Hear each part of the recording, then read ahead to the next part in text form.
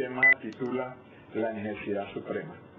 Y para empezar el tema, vamos a hacer una pequeña pasar por las escenas del Calvario. Dice la palabra de Dios en Génesis capítulo 3, dice 3.1, dice, le dijo Satanás a Eva, la serpiente antigua, con que Dios os ha dicho no comáis de todo árbol del huerto. Y comete Eva el error de dialogar con el enemigo y le dice, del fruto de los árboles del huerto podemos comer, pero el fruto del árbol que está en medio del huerto, dijo Dios. Paremos un momentico aquí. En la narración bíblica, Eva no estaba junto al árbol, porque ella hubiera dicho del fruto de este árbol, ella dijo, del fruto del árbol que está en medio del huerto, dijo Dios.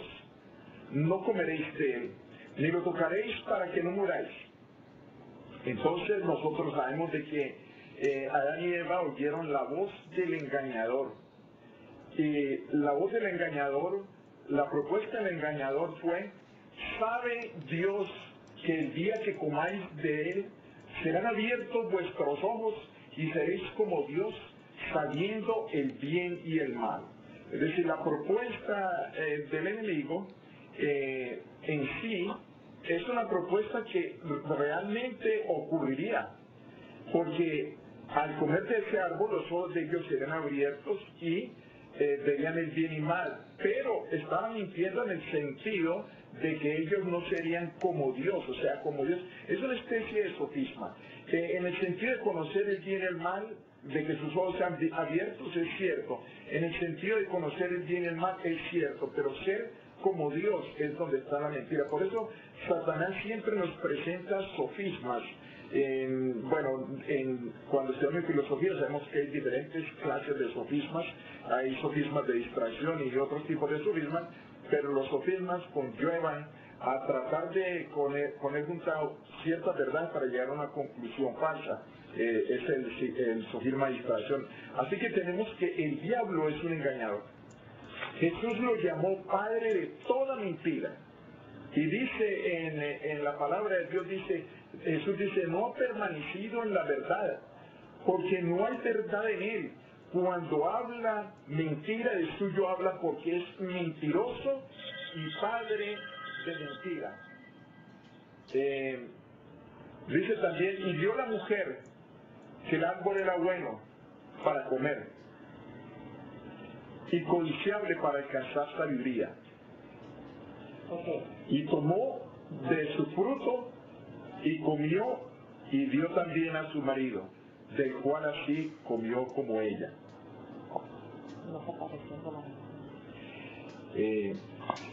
Parece ser que la imagen no está apareciendo, pero no hay ningún problema porque pues entonces no hay solución. Yo voy a poner la presentación con mi voz en el canal. Así que voy a continuar.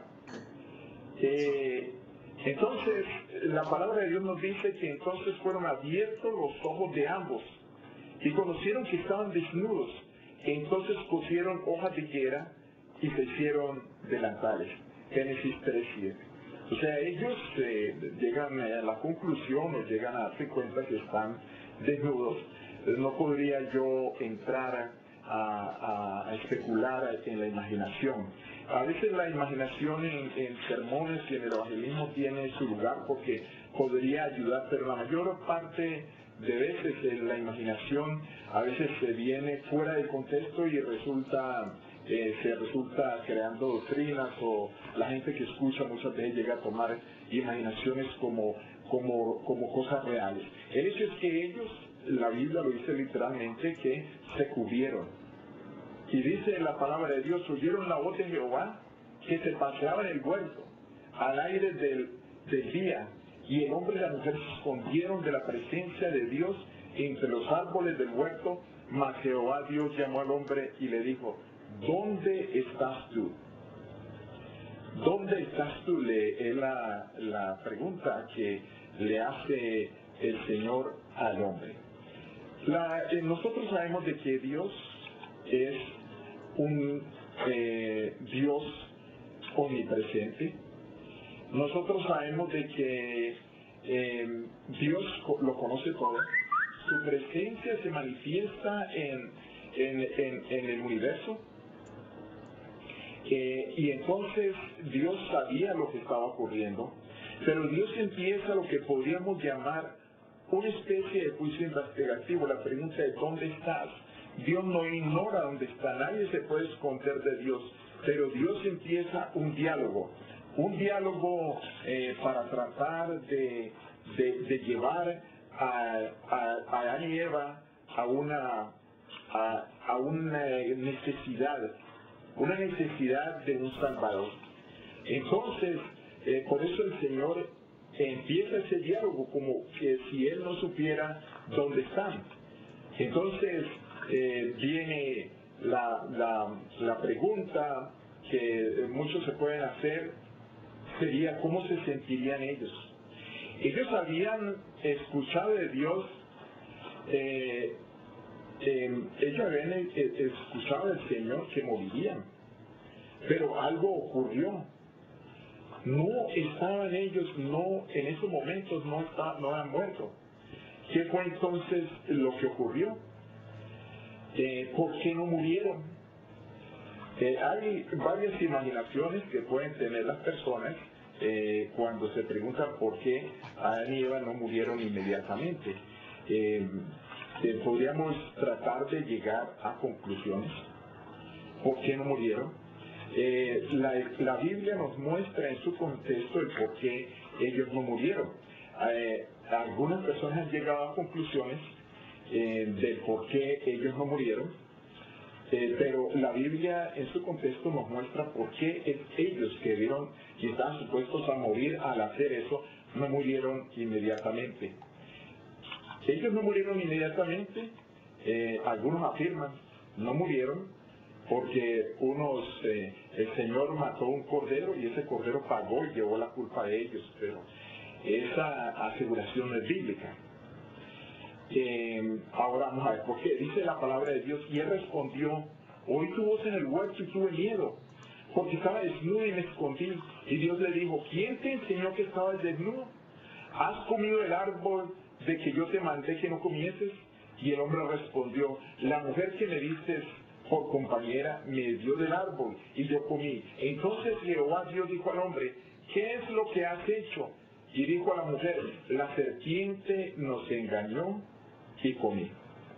En Romanos capítulo 5, versículo 12 dice: por tanto, como el pecado entró en el mundo por un hombre, y por el pecado la muerte, así la muerte pasó a todos los hombres, por cuanto todos pecaron. Las escenas del Edén jamás deberían ser olvidadas por ninguno de nosotros. Cuando quieras sentir la necesidad de un Salvador, del Salvador Cristo Jesús, debes tener fresca en tu mente las escenas del Calvario y la palabra de Dios que dice que el pecado entró por uno y pasó a todos, y dice: por cuanto todos pecaron. Somos una raza caída en pecado. Somos una raza que tenemos naturaleza pecaminosa. Una naturaleza pecaminosa que solo puede controlar la presencia de Cristo y que tendremos hasta el momento de nuestra muerte, o si estamos en vida cuando Cristo venga, en el momento en que Cristo aparezca y que en un abrir y cerrar de ojos seamos transformados. Y es la escena del Calvario donde está, porque a través de los siglos, desde que ocurrieron las escenas del Edén hasta estos momentos, el enemigo le presenta a los seres humanos el gran engaño de que no son pecadores, de que ellos están empezando en cero, en blanco, pero la palabra de Dios nos muestra que en nosotros está la naturaleza pecaminosa. Hay unos interrogantes que aparecen. Primero, ¿qué es la muerte? Esta pareja inocente no había tenido la experiencia de ver ningún ser humano morir. Hasta esos momentos en todo el universo, de acuerdo al contexto bíblico, no había muerto nadie. La muerte iba a ser algo nuevo. ¿En qué momento iban a morir? ¿Por qué no murieron, como decía antes, inmediatamente? ¿Cuál es la solución? Entonces empieza para el ser humano el temor a morir, el temor a perecer, pero especialmente el temor a perecer eternamente. Y el ser humano naturalmente, en forma natural, a no ser que sea una persona demente o sea una persona anormal, pero un ser humano, todo ser humano, en condiciones normales desea vivir, desea la vida. La pregunta ahora es, ¿está la solución en el hombre? ¿Tenía que Adán y Eva hacer algo para ellos vivir eternamente? ¿O la solución, o está la solución en Dios? Son preguntas. ¿Quién paga la culpa? Como decía antes, hay dos maneras de responder. La gracia, y ahí se enfrenta desde que nuestros primeros padres pecaron hasta ahora, hay dos cosas que se enfrentan. La gracia versus el legalismo, humanismo. Son dos aspectos de quienes creen en Dios y creen que hubo pecado. Ahí está controversia. Gracia versus legalismo o humanismo. Así que esas dos se enfrentan y la palabra de Dios nos muestra que no vivieron porque Dios sacrificó un cordero y el cordero que Dios sacrificó para hacerles trajes a ellos, ese cordero llevó la culpa y ese cordero pagó la culpa. Eso no es bíblico. Y es posible de esas creencias humanistas, porque eso es algo humanista, legalista, de esas creencias han aparecido alrededor del mundo muchos credos, aún dentro del cristianismo.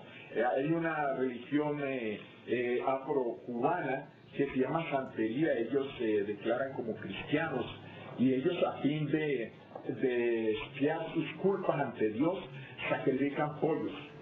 Se practica la santería. Aún aquí en Estados Unidos hay lugares donde la gente en sus apartamentos hace ceremonias con pollos, sacrifican pollos y la sangre del pollo se derrama para que sus pecados sean borrados o terminados, para solucionar muchas cosas, como imitando lo que hizo en el Edén, con la creencia que es el cordero que el Señor mató, el que le salvó la vida a ellos. Pero así no es. La palabra de Dios dice en Apocalipsis, hablando acerca de la bestia, dice Apocalipsis, y la adoraron todos los habitantes de la tierra, cuyos nombres no están escritos en el libro de la vida del Cordero, quien fue inmolado desde la fundación del mundo. Es decir, antes de la fundación del mundo. En la fundación del mundo, cuando se va a crear, hay un acuerdo en que el Creador, Cristo Jesús, moriría por el mundo y moriría por cualquier ser, pagaría la culpa por el pecado de cualquier ser que se arrepiente, por supuesto. Así que Cristo, ellos no murieron ese día, no porque se derramó la sangre de ese cordero con que hicieron los trajes, o la culpa pasó a ellos, o la sangre de ningún animal. La única sangre que salva es la sangre de Cristo Jesús, nuestro Salvador, que fue inmolado, fue preparado para morir desde antes de la fundación del mundo. Y también podríamos hacer la pregunta, porque eso, solo traigo dos ejemplos, digamos, que me vienen a la mente más cercanos. O en el caso de David, que el niño muere y que el niño muere cuando peca David y el niño lleva la culpa y por la muerte del niño es perdonado a David. No, la palabra de Dios dice, hablando de Jesús, pero él herido fue por nuestras transgresiones, molido por nuestros pecados. El castigo que nos trajo paz, fue sobre él, y por sus heridas fuimos nosotros sanados. Todos nosotros nos descarriamos como ovejas. ¿Cuántos? Todos nosotros nos descarriamos como ovejas. Todos tenemos naturaleza pecaminosa, cada cual se apartó por su camino, pero Jehová cargó ¿en quién? En él, en Jesús, el pecado de todos nosotros. Como decía antes, la gracia versus el legalismo y el humanismo. Eva se perdió por obras y Dios la salvó por gracia. Es interesante, cuando yo estudio acerca de la salvación y miro en la Biblia acerca de la salvación, encuentro que los seres humanos se pierden por obras. Eva se perdió por obras. Eva, para estar en sentido de condenación, Eva tuvo que caminar, tuvo que estirar la mano, tuvo que tomar, tuvo que ejecutar una acción para pecar. El pecado es la ejecución de una acción. Y por el contrario, la salvación es por gracia. Por eso hay ciertos versículos en la Biblia, conozco de 4, el otro no lo encontré por ahora, pero un versículo dice así en 2 Crónicas 20:17. no habrá para qué peleéis vosotros en este caso. Paraos, estad quietos y ve la salvación de Jehová con vosotros. Oh Judá, oh Jerusalén, no temáis ni desmayéis, salid mañana contra ellos porque Jehová estará con vosotros. Es decir, cuando la persona en sentido de salvación de parte de Dios, solo tiene que estarse quieto, pararse y ver la salvación de Dios en el sentido de la justificación y la salvación que es gratuita, es por fe. También en Salmos 46:10 David dice, estad quietos y conoced que yo soy Dios, seré exaltado sobre las naciones, enaltecido seré sobre la tierra.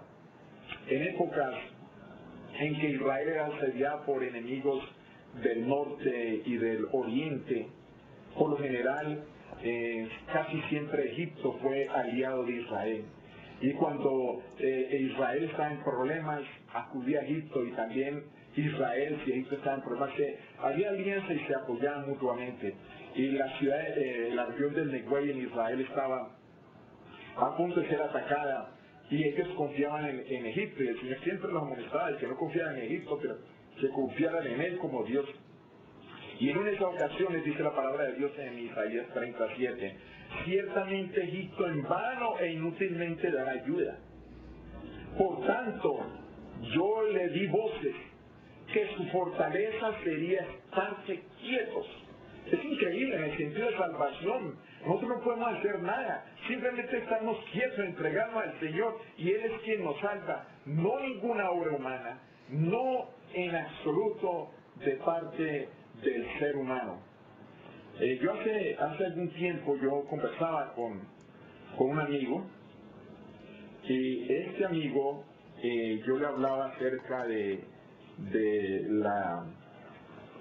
la preocupación que a veces sentía de que necesitaba mejorar acerca de mi vida, que necesitaba mejorar muchas cosas, y que por eso yo veía como muy grande el confiar en el Señor. Yo le decía que había que confiar en el Señor, en Dios. Pero resulta que mi amigo, pues él me estima a mí, todos somos amigos, él es totalmente su vida y todo lo de él es diferente a mí. Y él me decía, él no es adventista, él no es cristiano. En otras palabras, puedo decir que él tampoco cree en Dios. Entonces él con sus buenas intenciones, tratando de ayudarme en el sentido de no tener ninguna culpabilidad. Yo le decía a mi amigo, cuando tengas que decidir ser agresor o agredido, escoge ser agredido, o ser ofensor o ofendido, escoge ser ofendido. De ser victimario o víctima, escoge ser víctima. Le decía yo, él dice, no podemos ser víctimas, no podemos, porque nosotros no tenemos que tener nada, decía él, porque nosotros no tenemos que temer a ningún Dios, porque nosotros no venimos de Dios, decía él. Entonces, allí yo encuentro que aparece también el legalismo.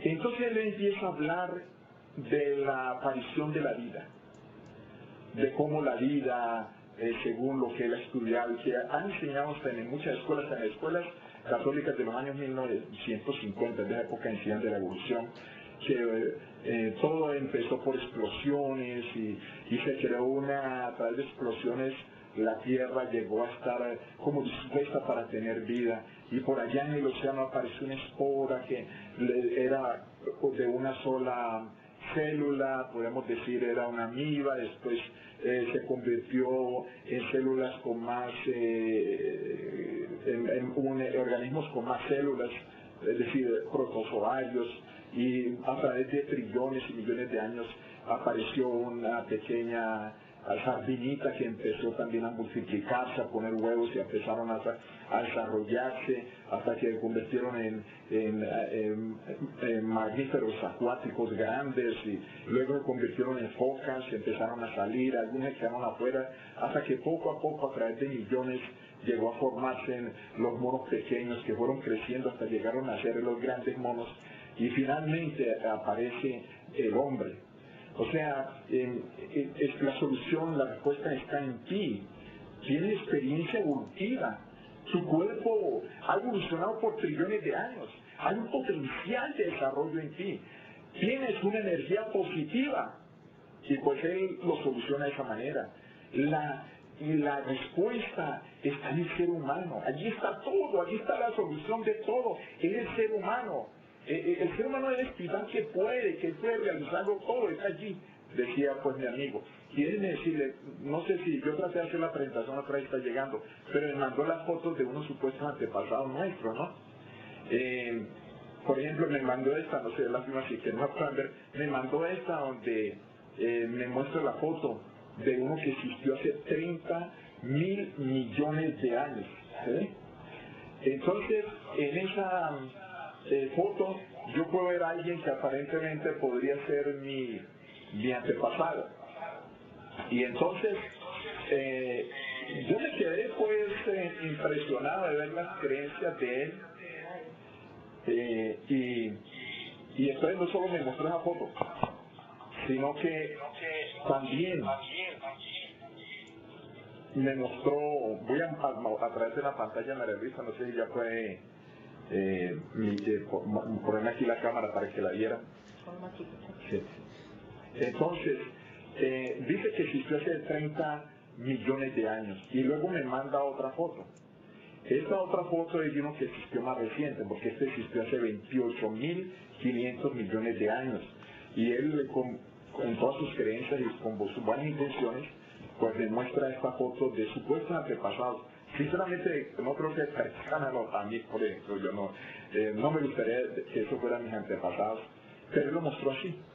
O sea, la gracia nos muestra el cuadro, como este cuadro que tengo aquí en esta presentación, donde el hombre dibujado en Italia, donde el hombre levanta el dedo como tratando de alcanzar a Dios y Dios al hombre. Es un cuadro donde representa la dependencia del hombre de Jesucristo, del Creador, de ese cuadro.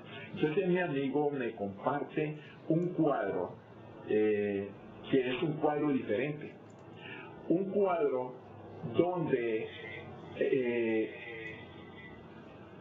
aparece el hombre teniendo algo más. Voy a pedirle a Marisa que le quite el volumen y ponga la cámara a ver si pueden ver a través del teléfono a realizar la presentación o por lo menos alguna foto. Quítale el sonido.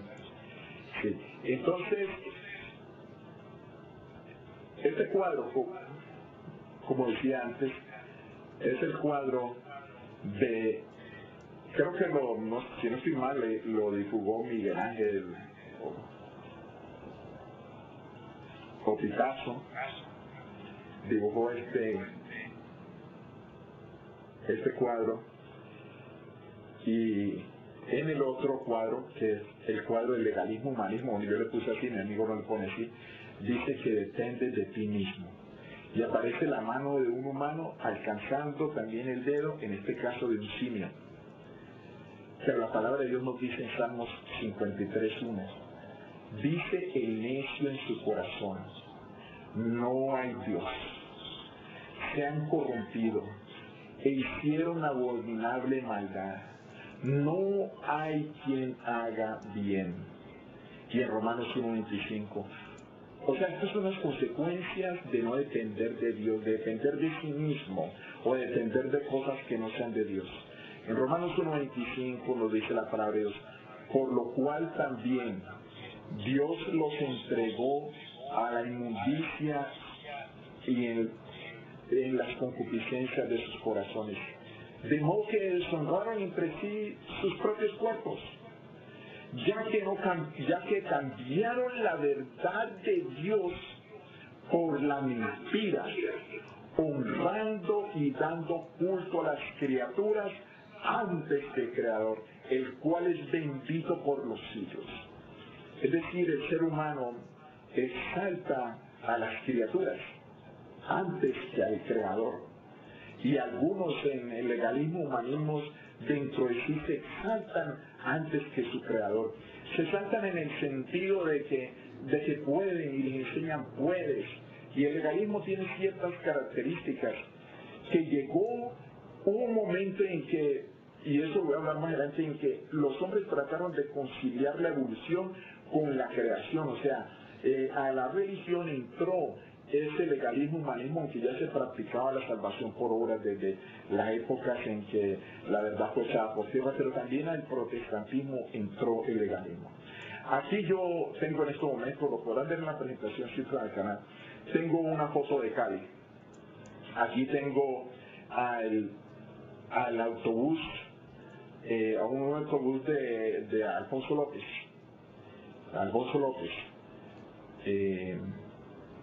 Y este autobús me recuerda la época, esa época en que yo vivía en el barrio, digamos el barrio El Paraíso, de Bello Horizonte, y tengo entendido que la mitad de la casa estaba en El Paraíso y la otra mitad de la casa estaba en el Bello Horizonte. Eso es lo que tengo entendido. Y allí, yendo hacia la esquina de la casa, yendo hacia la escuelita donde estaba Misa Felipa, se encontraba un potrero, o sea, un potrero o una manga, donde más adelante llegó a ser el barrio Bello Horizonte. Y ahí en ese barrio Bello Horizonte, cuando estaba pequeño, tenía aproximadamente unos 12 años, 11 años, yo vi que la gente iba allá a esos predios a buscar un lote. Cada persona escogió un lote, pero la policía venía y expulsaba a todo el mundo del lote. Y tenemos que abandonar lo que habíamos marcado. Mi mamá no le gustó mucho eso. Y entonces mi mamá me dijo que no volviera allá. Me prohibió, o sea, 10, 11 años, 9, no me acuerdo cuánto tenía. Ella no iba a querer que yo me arriesgara. Pero el día en que no fui, ese día ya declararon que a la gente le iban a dar sus terrenos. Ese día, por un día, perdí el terreno, pero pues tenía que obedecerle a mi mamá. Allí en ese Mangón, 2 años antes, yo tuve una experiencia que no puedo jamás olvidar. Todo empieza cuando mi abuelo tenía la casa en el barrio de las Américas, yendo para el Yumbo.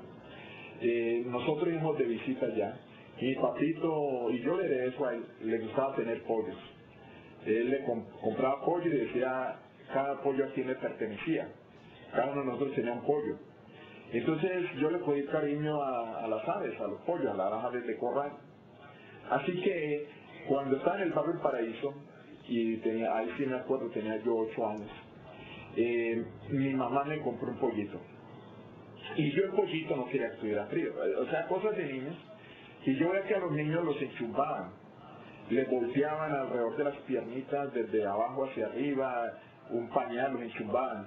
Y entonces yo al pollito lo enchumbé, le envolvía un trapo y solo le dejaba la cabecita.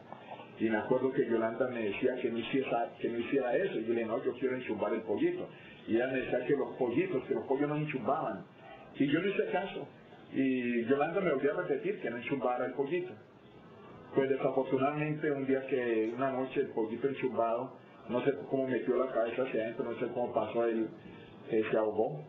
Al otro día que yo fui a coger mi pollito, el pollito estaba muerto, porque pues no hice lo que Yolanda me decía. Entonces yo caminé con el pollito hasta ese lugar, hasta el Mangón. Llevé algo y enterré, hice un hueco, clavé el pollito allí y no van a creer, le puse también una cruz al pollito y yo era llorando. Una experiencia pues que tuve de niño, yo venía llorando y me acuerdo que allí me encontré, y lo vi como algo que me consoló, me encontré 25 centavos. 5 monedas de a 5, estaban 5 centavos, los recogí. Y desde esa época yo siempre me han gustado tener los animalitos, los pollos. Aquí, no sé si están viendo, creo que no, porque esto no cambia las vistas. Voy a poner la presentación solo en ventana, para ver si la pueden ver así, que sea ventana pequeña. Para ver si pueden ver. Resulta que yo estaba buscando el mapa de Cali para buscar el barrio el Paraíso y el barrio Paraíso y el barrio de Bello Horizonte. Entonces he visto que todo ha cambiado por allí y aparece en el nombre de muchas cosas. Está Alfonso Barberena, pero no está el barrio Paraíso ni Bello Horizonte.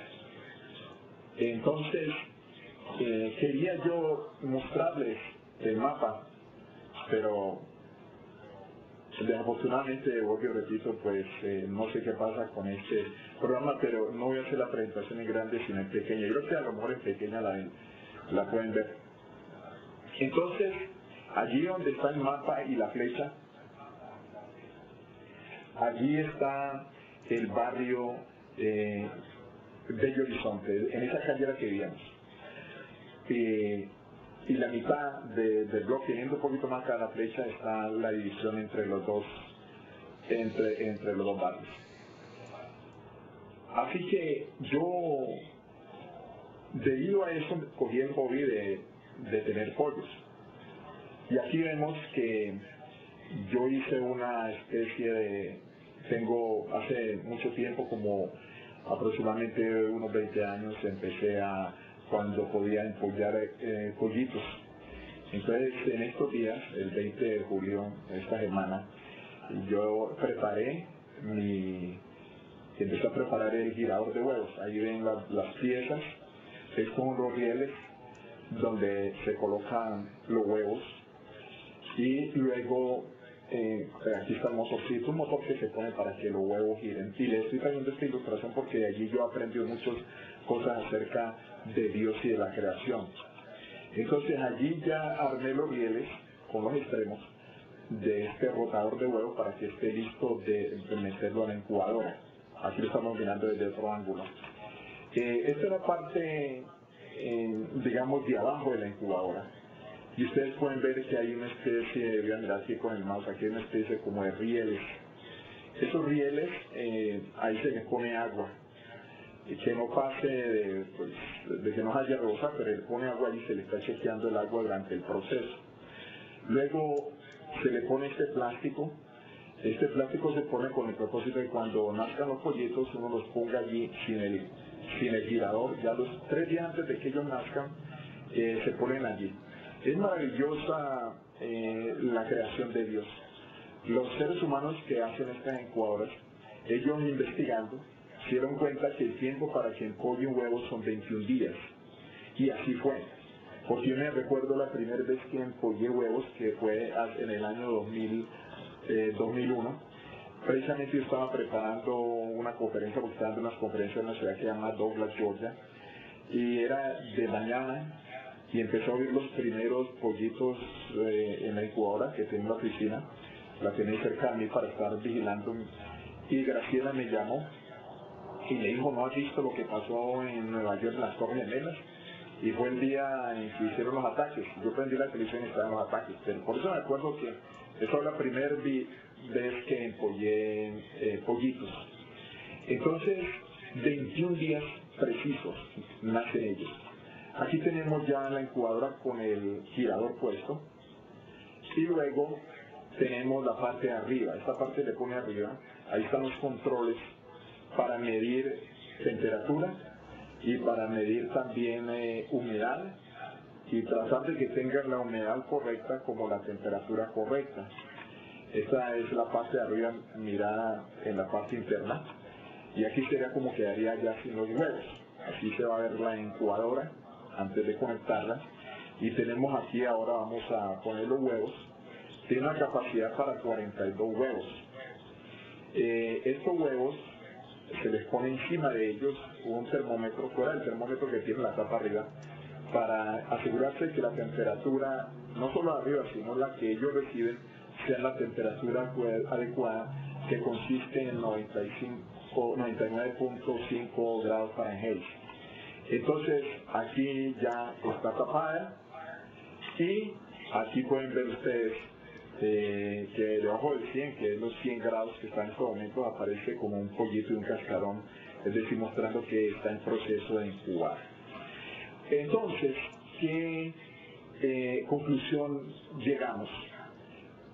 ¿Cómo hace la gallina para regular 99.5 la temperatura? El girador, ¿cómo funciona? Eso sí lo he visto yo porque he visto las gallinas echadas y ellas giran los huevos.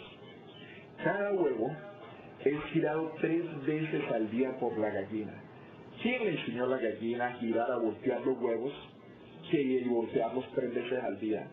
¿Cómo la gallina regula la temperatura? ¿Cómo sabe ella en el sistema de que a veces uno ve las gallinas como gorditas, pero es que ellas expanden y encogen las alas?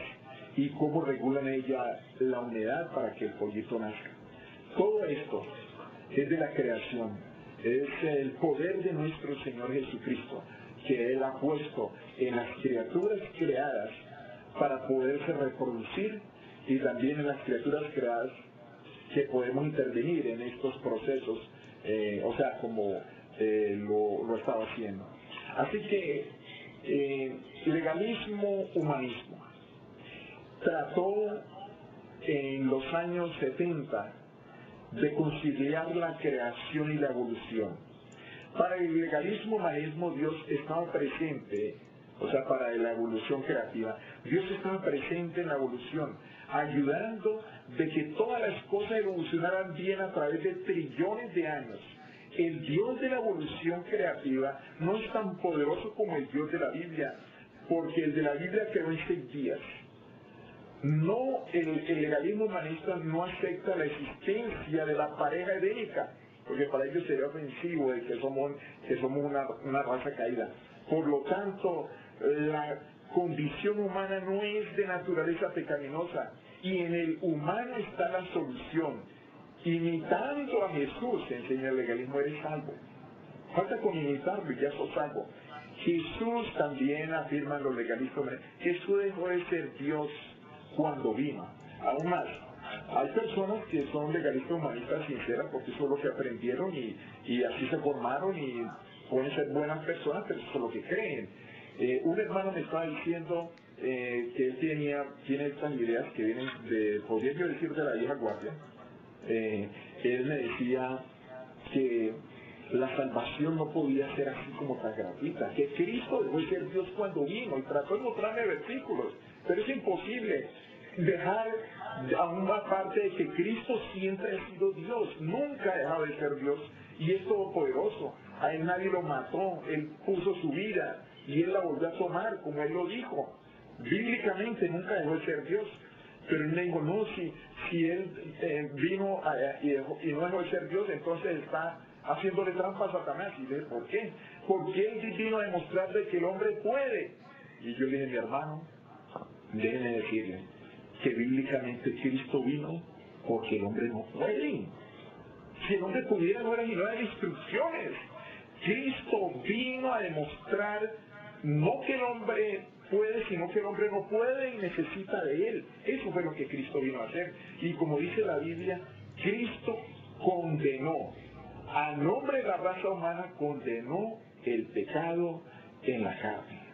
Pero eso nosotros sí necesitamos de Cristo. Dice la palabra de Dios en Juan 15, 4-5, permaneced en mí y yo en vosotros.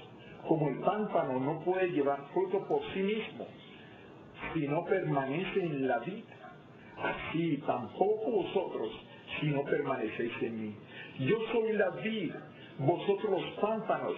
El que permanece en mí y yo en él, este lleva mucho fruto, porque separados de mí, nada podéis hacer.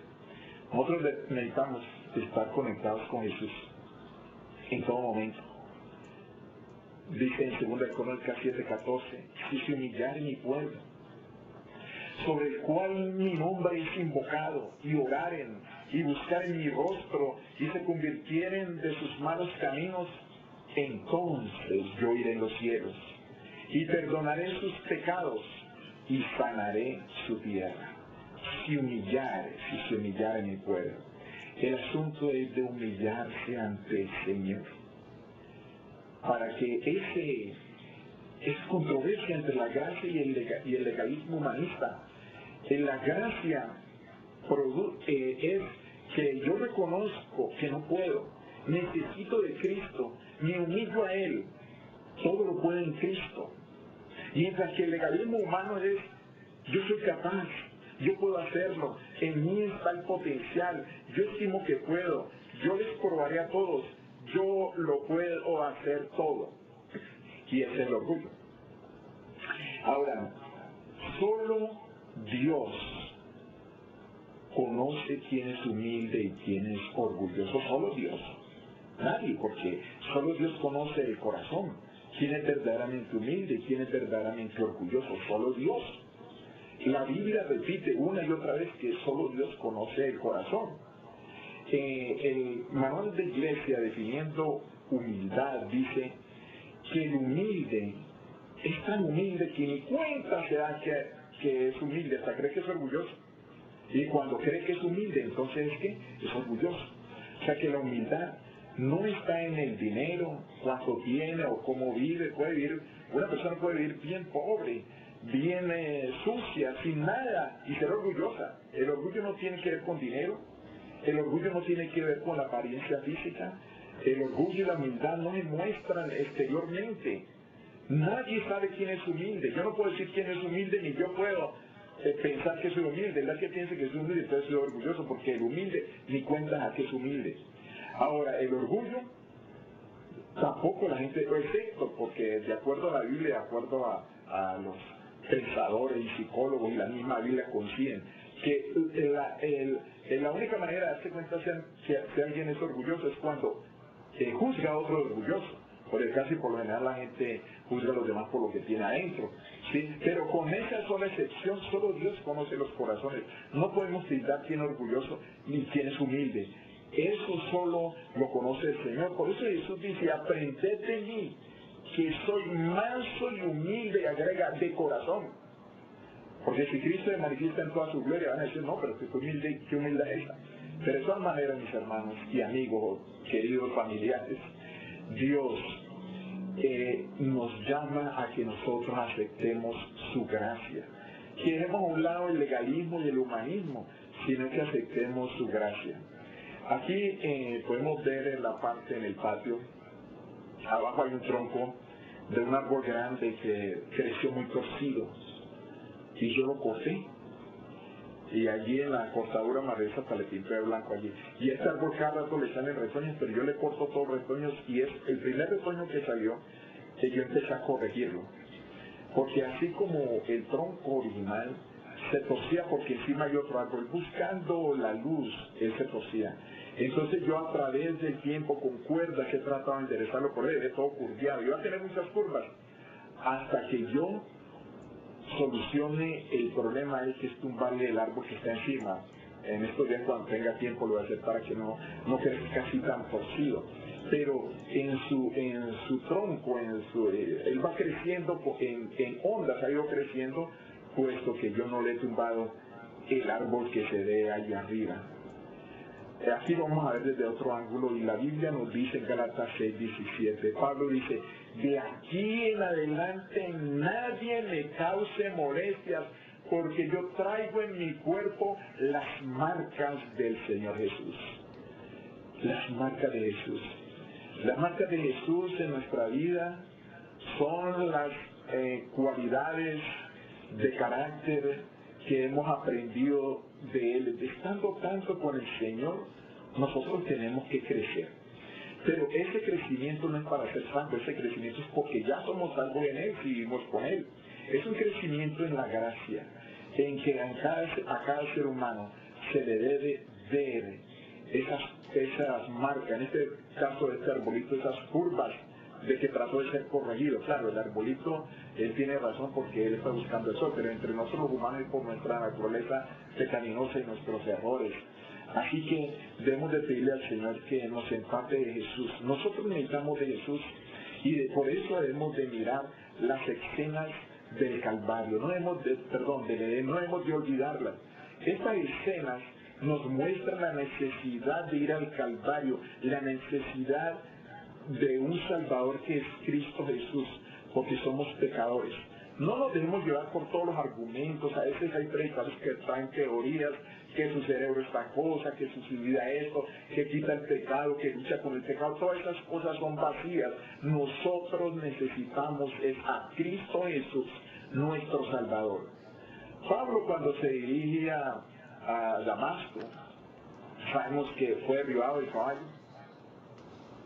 Y cuando se fue derribado el caballo porque estaba persiguiendo a los cristianos de una manera sincera, Pablo fue derribado, posiblemente un caballo, una carroza o caminando, corriendo, pero fue derribado. Y él oyó la voz del Señor que decía: Saulo, Saulo, ¿por qué me persigues? El Señor casi a muchos personajes bíblicos le ha cambiado el nombre, porque en el contexto hebreo los nombres señalaban, mostraban el carácter.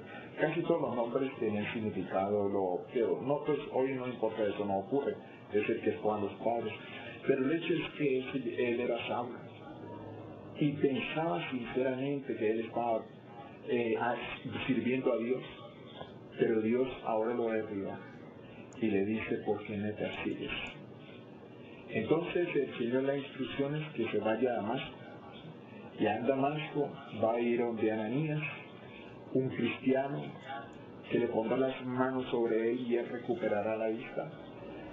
Y Ananías, del Hecho de los Apóstoles, dice que el Señor le habló a Ananías y Ananías se asustó porque sabía que era un perseguidor, pero el Señor le dijo: no, este me es útil y este me va a servir.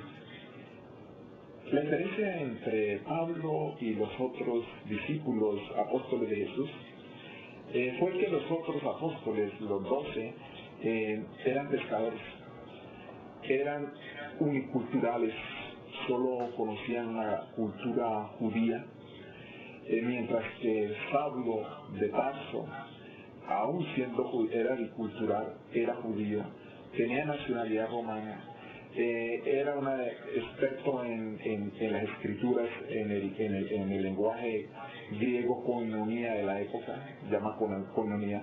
Entonces, para el Señor era útil, un hombre con experiencia. Él iba a servir al Señor. Primero pensó que le estaba sirviendo, pero no, él no le estaba sirviendo hasta que él fue confrontado por Jesús personalmente. ¿Y qué pasó con él? La historia o el contexto bíblico muestra que aunque recuperó la vista, él tenía dificultades para ver y veía eso como un aguijón, pero los aguijones a veces son una bendición de Dios.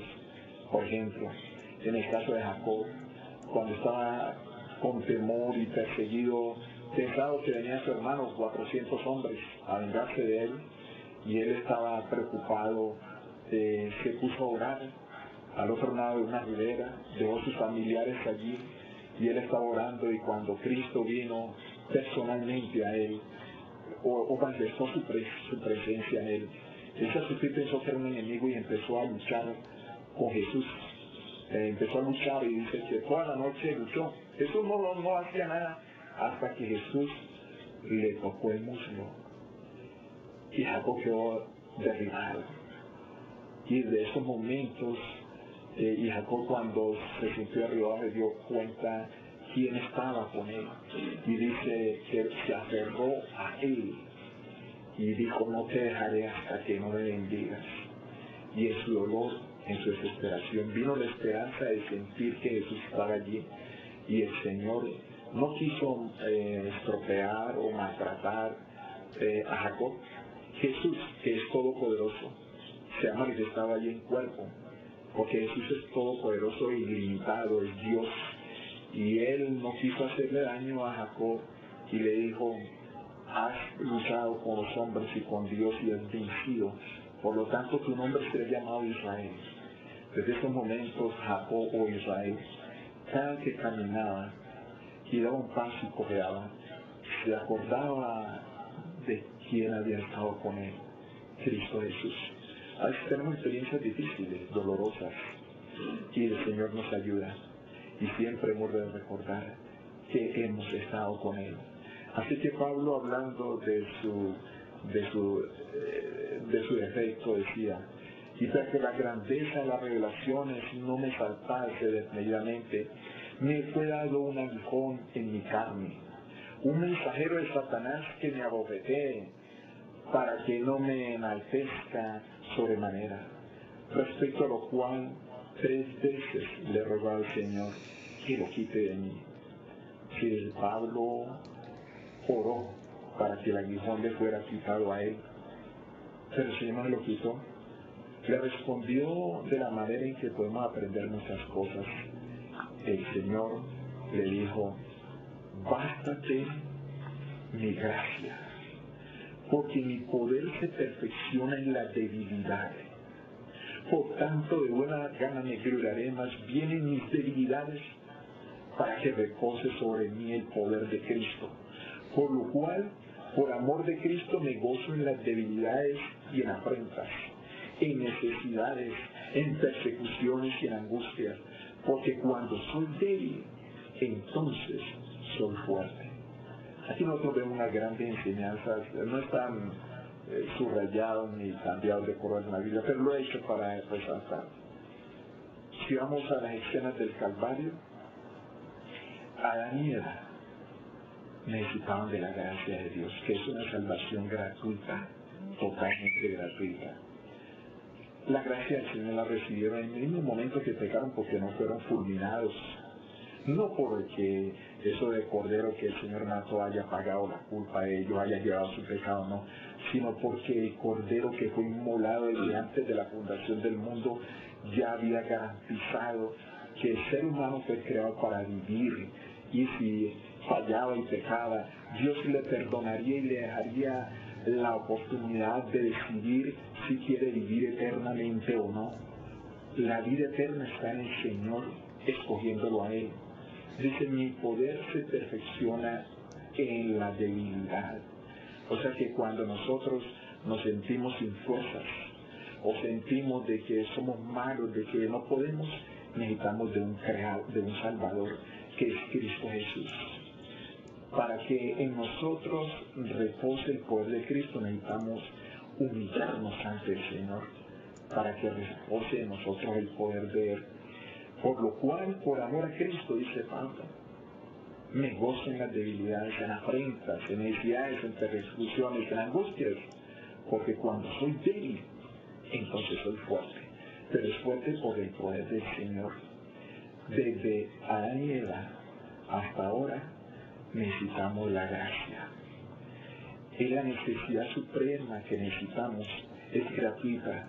Se puede recibir en la mañana temprano al despertarnos. Solo viene en dosis diarias. No sean dosis mensual, ni semanal, ni anual. Si quieres más de Jesús, Él te dice: regresa por más en la mañana. Se reparte un día a la vez. Es la seguridad de estar salvo al vivir con Jesús. El Evangelio no son teorías, no son deducciones, no son tomar a la persona y decirle y subirle su creencia en sí mismo. La salvación es una persona, es la persona de Cristo Jesús, es vivir con Él. Y no hay nada más maravilloso que vivir con Jesús. No hay nada más maravilloso que en la mañana buscarle y pedirle que ablande nuestro ser, que reprima, subyugue, controle la naturaleza pecaminosa, a fin de que nosotros podamos mirar a nuestros semejantes con simpatía, con amor, con comprensión, con unidad, con ternura, y pidiéndole al Señor que guarde nuestros labios de ofenderlos, de atacarlos, sino que por el contrario presentemos a cada semejante, presentemos comprensiones, que le demos amistad, que le presentemos sinceridad, que le presentemos sencillez, y que el Señor de esa manera nos transforme cada día. Es una responsabilidad individual. Cada uno tiene su experiencia con Jesús, y Jesús es todopoderoso. Él puede lograrlo en nosotros. Él es Dios, es el único Salvador, y no solo es el único Salvador, es el único Creador. Por Él, por preeminencia, el Padre lo exaltó. Dice la Biblia que en Él, que le gozó al Padre, que en Él habitara toda plenitud. Y dice Él, nadie viene al Padre sino por mí. Y de hecho, el único ser que tiene acceso al Padre, según la Biblia, es Cristo Jesús.